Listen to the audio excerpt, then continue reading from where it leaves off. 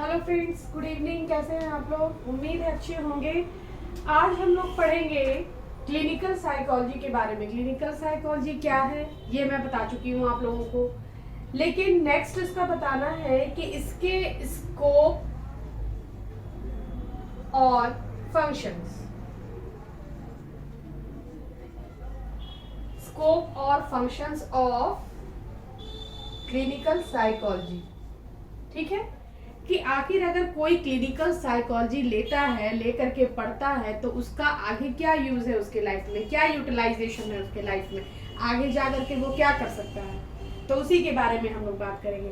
तो हम लोग इसमें 6 तरह से इन्वॉल्व हो सकते हैं। पहला, किसके थ्रू? मनोचिकित्सा, जिसको हम लोग क्या कहते हैं? मनोचिकित्सा। मनोचिकित्सा का मतलब साइकोथेरेपी। साइकोथेरेपी। दूसरा है diagnosis and assessment. Diagnosis and assessment. ठीक है, असेसमेंट।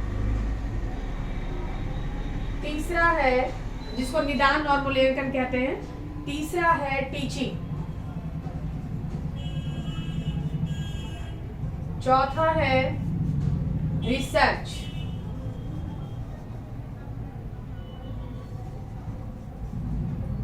पांचवा है कंसल्टेंट।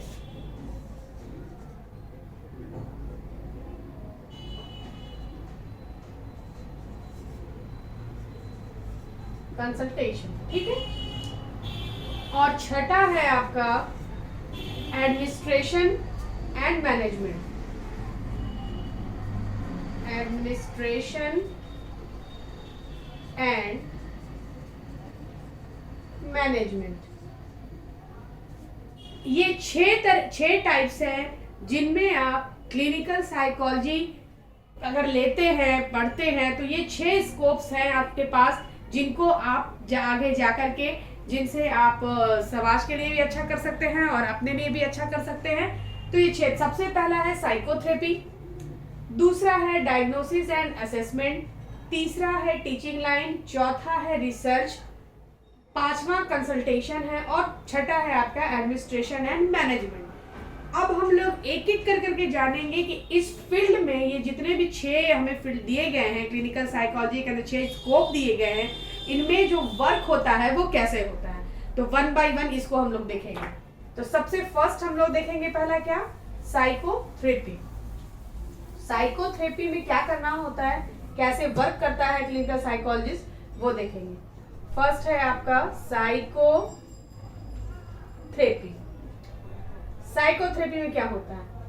इसमें क्या होता है कि इसमें जो मनोवैज्ञानिक होते हैं, नैदानिक मनोवैज्ञानिक, वो कुछ टेक्निक्स के थ्रू, कुछ विधियों के थ्रू जो है व्यक्ति का जो है मानसिक रोगों का निदान एवं उपचार करते हैं।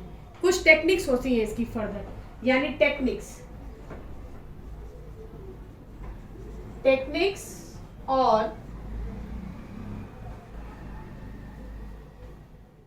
मेथड के थ्रू क्या करते हैं? टेक्निक्स और मेथड के through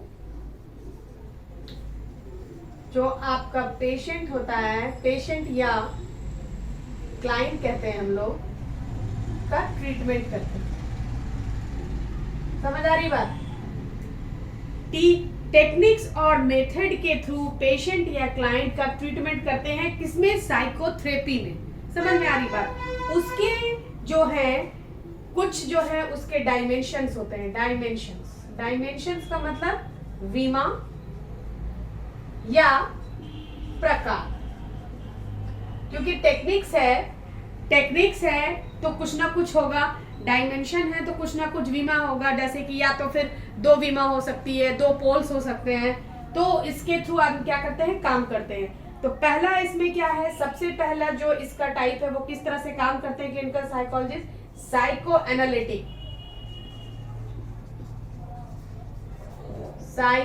analytic therapy.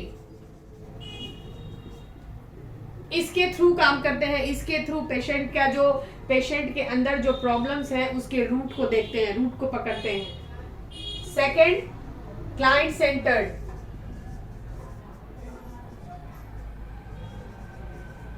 Client centred ये भी थेरेपी ही है। थर्ड है बिहेवियर थेरेपी। फोर्थ है rational emotive therapy. Rational emotive therapy. Psychotherapy में टेक्निक्स और मेथड के थ्रू पेशेंट या क्लाइंट का ट्रीटमेंट करते हैं। उसके लिए कुछ प्रकार हैं, कुछ टाइप्स बने हुए हैं जो थेरेपी में आते हैं। कुछ तरह की थेरेपियां हैं, जिनमें सबसे पहला है साइको एनालिटिक थेरेपी, सेकंड है क्लाइंट सेंटर्ड थेरेपी, उसके बाद थर्ड है आपका बिहेवियर थेरेपी, और उसके बाद है रेशनल इमोटिव थेरेपी। ये जितनी भी थेरेपीज हैं सब में अपना अपना कोई जरूरी नहीं है कि एक ही पेशेंट पर ये सारी थेरेपीज लागू होंगी। This is not necessary. ये डिपेंड करता है कि आपका पेशेंट किस तरह का है, आप किस तरह का उसका ट्रीटमेंट। अगर वो फोबिया से रिलेटेड है, अगर वो डरा हुआ है, अगर वो किसी और प्रॉब्लम से रिलेटेड, तो उसमें हम लोग बिहेवियर थेरेपी दें, क्योंकि उसके बिहेव में चेंजेस लाना है ना, उसने गलत लर्निंग सीख ली है। तो ये आपको डिपेंड करता है कि आपके पास पेशेंट कैसा है और किस तरह का उसको हम लोगों को थेरेपी देना है। और ये कोई एक दिन में नहीं होता है, इसके लिए काफ़ी टाइम देना पड़ता है। बहुत तरह के बहुत बार पेशेंट से मुलाकात करनी पड़ती है, कुछ सेशंस चलते हैं, उसके बाद ही हम लोग पहुंच पाते हैं कि exact the point, exact root कहाँ है इसका, कि इसको ये जो है प्रॉब्लम हो रही है। थिंकिंग में प्रॉब्लम हो सकती है, बिहेव में प्रॉब्लम हो सकता है, इमोशनली एक्सपेक्ट में हो सकता है। तो हर एक्सपेक्ट को देखते हैं, एक ही एक्सपेक्ट पर देख करके इवैल्यूएशन कर करके हम कोई भी एनालिसिस नहीं कर सकते हैं। तो इसका सबसे फर्स्ट स्कोप हो गया आपका साइकोथेरेपी। साइकोथेरेपी के बारे में आप लोगों को मैंने बता दिया। अब सेकंड है इसका, सेकंड वाला है इसका डायग्नोसिस एंड असेसमेंट।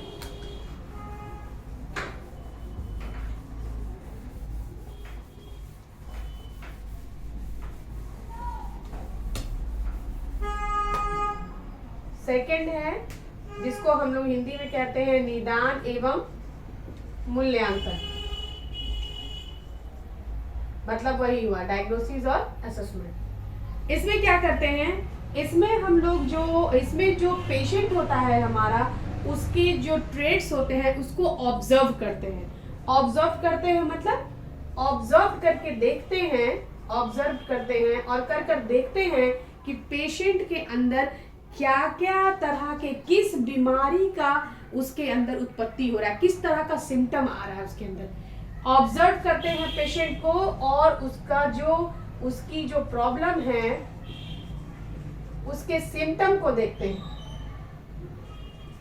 उसके सिम्टम्स को देखते हैं और उसके बाद हम लोग क्या करते हैं, क्लासिफिकेशन करते हैं, यानी वर्गीकरण करते हैं कि इसको किस कैटेगरी में डालना है, कि कौन सा प्रॉब्लम है उसका। सबसे पहले ऑब्जर्व करेंगे। ऑब्जर्व करने का मतलब कि वो आएगा, कुछ टेस्ट लगाएंगे, कुछ उसको देखेंगे, उससे बातचीत करेंगे, उसके बाद पता चलेगा कि अच्छा ये प्रॉब्लम है इसको। उसके सिम्टम्स सब जो वो बता रहा है, एक्चुअल में वो सिम्टम्स जो हैं वो उससे टैली कर भी रहे हैं या नहीं कर रहे हैं। पेशेंट नॉर्मल है, बता कुछ और रहा है, सिम्टम कुछ और हो रहे हैं, दिखा कुछ और रहा है। तो इन चीज़ों को जब तक तय नहीं करेंगे तब तक हम किसी भी नतीजे पर नहीं पहुंचेंगे, और क्लासिफिकेशन तो बिल्कुल नहीं करेंगे कि किस कैटेगरी में है वो। उसके बाद उनके मूल्यांकन को ऐसे भी हम लोग समझ सकते हैं, जो ये असेसमेंट है ये एक ऐसा तरीका है जिसके सहारे वो जो इंडिविजुअल है उसके बारे में हम लोग बहुत तरह की जो इंफॉर्मेशन होती है उसको क्या करते हैं, गैदर करते हैं। यानी गैदर का मतलब हुआ इकट्ठा करना, कलेक्ट करते हैं, जिसको कलेक्शन बोलते हैं ना। तो वो मूल्यांकन का मतलब ये हुआ, ये जो मूल्यांकन है आपका, इसका मतलब क्या हुआ कि वो जो पेशेंट आया आपके पास में, वो जो क्लाइंट आया है, उसके बारे में डिफरेंट टाइप्स ऑफ इंफॉर्मेशन को हम लोग क्या करते हैं, कलेक्ट करते हैं। इसी कलेक्शन को हम लोग क्या कहते हैं, असेसमेंट कहते हैं। क्योंकि जब तक आपके पास इंफॉर्मेशन नहीं होगी, you cannot proceed to main word, आप कर ही नहीं सकते। समझ में आई बात? तो इसलिए निदान का मतलब हो गया कि ऑब्जर्व करके प्रॉब्लम के सिम्टम को देखते हैं कि कौन सा प्रॉब्लम है और क्लासिफिकेशन करते हैं। और असेसमेंट का मतलब क्या हुआ कि डिफरेंट टाइप्स ऑफ इंफॉर्मेशन जो उस ह्यूमन बीइंग के बारे में जितनी मिलती है वो सारे को एक साथ कलेक्ट करते हैं, जिससे हमें डायग्नोसिस करने में सहूलियत होती है। ठीक है, उसके बाद उसकी इस प्रक्रिया को करने के लिए जो मनोवैज्ञानिक हैं वो कुछ मेथड्स भी लगाते हैं, जैसे first observation, second testing and third interview. ठीक है, इन तीनों के जरिए भी हमें बहुत सारी इंफॉर्मेशन मिल जाती है, क्योंकि अगर पेशेंट खुद आया है तो हो सकता है बहुत सारी चीजों को छुपा ले, बहुत सारी चीजों को ना बताए। तो इस मेथड की जरूर ऑब्जर्वेशन तो पहले ही कर लिया, कुछ टेस्टिंग लगाएंगे, देख लेंगे कि टेस्टिंग के थ्रू बहुत सारी टेस्टिंग्स हैं हमारे पास, पर्सनालिटी टेस्ट है, एटीट्यूड टेस्ट है, इंटेलिजेंस टेस्ट है, आपको एप्टीट्यूड टेस्ट है, इंटरेस्ट टेस्ट है, तो वो लगा के करेंगे। और उसके बाद उससे भी नहीं होगा तो इंटरव्यू लगाएंगे। ये डिपेंड करता है कि विच टाइप ऑफ क्लाइंट, कैसा क्लाइंट है, क्या उसकी प्रॉब्लम है। तो आइए आज हम लोगों ने इसके बारे में, 2 फील्ड के बारे में जाना कि क्लिनिकल साइकोलॉजी में ये 2 स्कोप है। नेक्स्ट फिर आगे और भी सारे वीडियोस इन पर बनेंगे क्लिनिकल साइकोलॉजी पर, जो आपको मिलते रहेंगे। जिन्होंने प्रीवियस नहीं देखा है उनको डिस्क्रिप्शन में लिंक डाला हुआ है, वहां से वो देख सकते हैं वीडियो को, और इसको देखते रहें और सब्सक्राइब करते रहें, लाइक करते रहें, कमेंट देते रहें, जो कि और आगे जो भी कमेंट होगा उस पर मैं फिर देख लूँगी। अगर जैसे कोई प्रॉब्लम हुआ तो मैं फिर नेक्स्ट वीडियो में बताऊँगी। Okay, bye.